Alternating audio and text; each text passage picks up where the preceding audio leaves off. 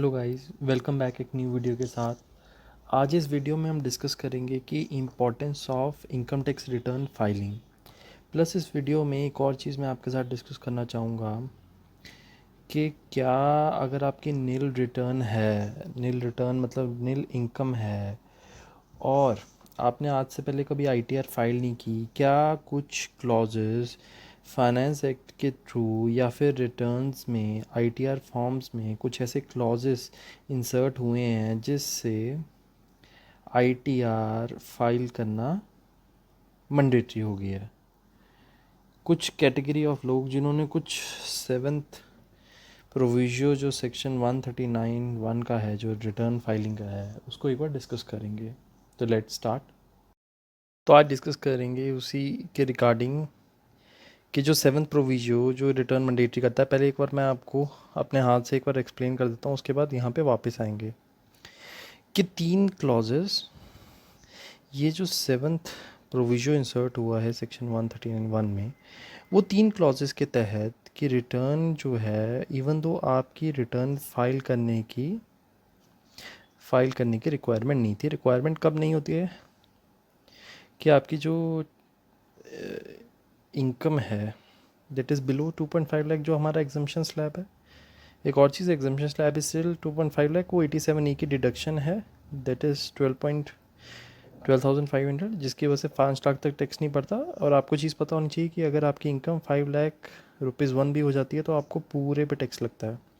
तो ये छोटा सा डिस्कशन वैसे ही कर दिया। तो रिटर्न फाइल करने की रिक्वायरमेंट नहीं थी, पर 3 क्लॉजेस के अंडर आप सेवन्थ प्रोविजन में फॉल कर रहे हो तो आपको जो रिटर्न है दैट इज़ मैंडेटरी।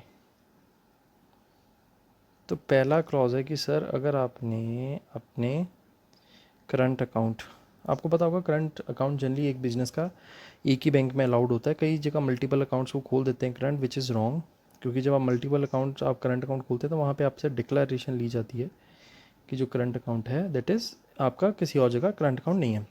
तो अगर करंट अकाउंट में सेविंग में इसको इंक्लूड नहीं किया है, आपको बताऊंगा सेविंग को क्यों नहीं इंक्लूड किया है। करंट अकाउंट में अगर आपने 1 करोड़ से एक्सीडिंग अगर कैश डिपॉजिट कराया है, पहले क्लॉज तो ये, तो आपको मैंडेटरी रिटर्न हो जाएगी।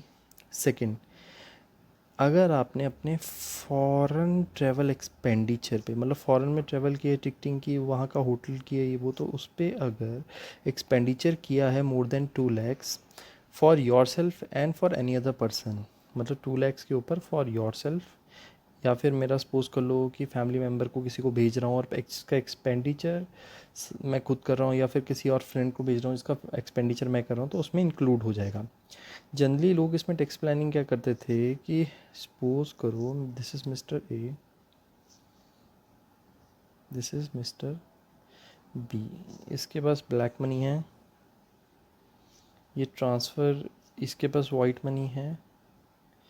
तो नॉर्मली कई बार टिकट्स ये बोलता था ब्लैक यहाँ पे ट्रांसफ़र की उसने और वाइट से टिकट बुक कर दी। अब नाउ बीज अगर ये 2 लैक्स के ऊपर ये काम करता है तो वो मैंडेटरी रिटर्न में आ जाएगा और उसको येस पे लिखना पड़ेगा कि येस मैंने किया, और फिर बाद में उसकी रिटर्न की स्क्रूटनी लग सकती है।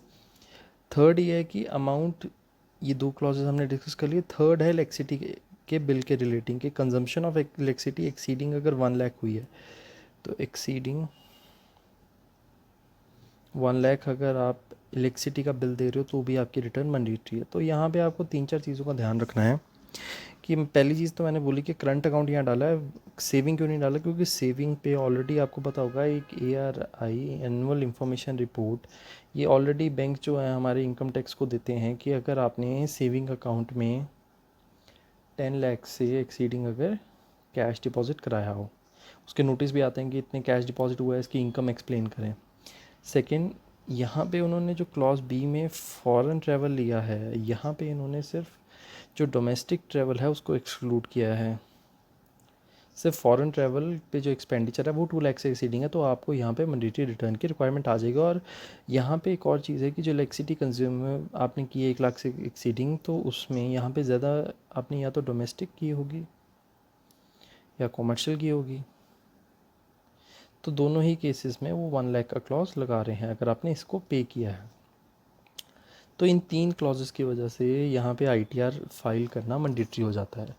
तो एक चीज़ मैं ज़रूर आपसे डिस्कस करना चाहूँगा कि इनकम टैक्स रिटर्न का इम्पोर्टेंस क्या है। मतलब अगर हम बात करें इसकी इम्पोर्टेंस क्या है, मतलब ये फ़ाइल करना किस लिए है कि टैक्स देते हो तो ही फ़ाइल करनी है कि नील रिटर्न वाले को भी करनी चाहिए। पहली चीज़ मैं आपको क्लियर कर दूं कि सबसे इम्पॉर्टेंट जो चीज़ है वो है कि आईटीआर फाइल ही करो। ऑलवेज फाइल योर आईटीआर, चाहे आपका 2.5 लाख से बिलो है, चाहे 5 लाख से, चलो 2.5 के ऊपर तो वैसे मैंडेटरी हो जाता है, चाहे 1 लाख है, चाहे 50,000 है। कारण उसके बताता हूँ। पहला बेनिफिट रहता है आपको लोन्स लेने में आसानी होती है। लोन्स किसी भी तरह का हो सकता है, चाहे पर्सनल है, चाहे हाउस लोन है। इवन दो आपने 2 व्हीलर 4 व्हीलर भी लेना है तो उस केस में भी 2 साल की 2 इयर्स आईटीआर मैंडेटरी होती हैं। तो ये चीज़ पे आपको ध्यान रखना है। कोई भी कॉन्ट्रैक्ट आज की डेट में आप गवर्नमेंट कॉन्ट्रैक्ट या कोई भी कॉन्ट्रैक्ट जिनकी ऑनलाइन टेंडर होते हैं तो उसमें सबसे पहले आपसे मांगा जाता है कि पिछले 3 साल की टर्नओवर या इनकम की डिटेल दो। तो आईटीआर ही फाइल नहीं करेंगे तो उसमें आप कॉन्ट्रैक्ट्स ले नहीं पाएंगे, और डिटेल कैसे शो करेंगे जब आपने आईटीआर में उसको डिक्लेयर ही नहीं किया। एक चीज़ और कि गवर्नमेंट ने एक पोर्टल लॉन्च किया था, जेम पोर्टल। तो जेम पोर्टल पे जितने भी गवर्नमेंट कॉन्ट्रैक्ट या फिर गवर्नमेंट ओन्ड या गवर्नमेंट फंडेड इंस्टीट्यूशन है वो इसी से अपनी जो प्रोक्योरमेंट या परचेज़ करते हैं वो जेम पोर्टल से करते हैं। यहाँ टेंडर डाल दिया कि सपोज़ कर लो व्हीकल चाहिए हायर पे, सपोज़ कर लो कि कोई मटेरियल परचेज़ करना है किसी इंस्टीट्यूट ने। तो एक चीज़ का ध्यान रखना है कि जेम पोर्टल पे रजिस्ट्रेशन करते हो तो वो आईटीआर की डिटेल मांगते हैं कि आईटीआर की डिटेल दो अपनी। तो हर चीज़ मतलब आईटीआर पे ही डिपेंड करती है। तो आपको ये चीज़ का ध्यान रखना है कि चाहे आपने लोन लेना है, चाहे टेंडर लेना है, चाहे कुछ भी करना है, व्हीकल परचेज़ करना है, तो हर जगह आईटीआर मैंडेटरी हो गया। आने वाले टाइम में पासपोर्ट पे भी आईटीआर मैंडेटरी होने वाली है। तो प्लान चल रहे हैं कि पासपोर्ट को डायरेक्टली आपके पैन के साथ लिंक किया जाएगा, और जितने भी आप फॉरेन ट्रैवल कर रहे हैं और बाई चांस किसी और से बुकिंग करवा के जा रहे हैं तो वो भी हम अब इनकम टैक्स डिपार्टमेंट ट्रेस करेगा उसको। एक और चीज़ जो पिछली वीडियो से रिलेटेड है कि लोगों ने पूछा कि लोन के जो आप डेफ़र कर रहे हो उसकी इंटरेस्ट का या फिर जो ईएमआईज़ है उसकी कैलकुलेशन इतनी ज़्यादा क्यों हो जा रही है, कि मतलब 30 साल का लोन है एंड 30 लाख पेंडिंग है। तो डेफ़र मैं सिर्फ सर 3 महीने कर रहा हूँ, 3 मंथ्स के लिए। अगर 3 मंथ्स के लिए मैं डेफ़र कर रहा हूँ, ईएमआई मेरी स्टैंड हो रही है 16 ईएमआई। तो उसका मैं कंसेप्ट बताता हूँ। बेसिकली बैंक कैलकुलेशन करता कैसे है। अगर मेरी सपोज करो 30 डेज़ की 30 ईयर्स की माई EMIs वर पेंडिंग। सर 30 ईयर्स में अप्रॉक्सीमेट EMI, क्योंकि एक साल में जैसे अप्रॉक्सीमेट आप मंथली 12 EMIs देते थे, 12 इंटू 30 तो आपकी 360 EMIs पेंडिंग है। तो बैंक कैलकुलेशन कैसे करता है कि 360 EMIs में मतलब 360 मंथ्स।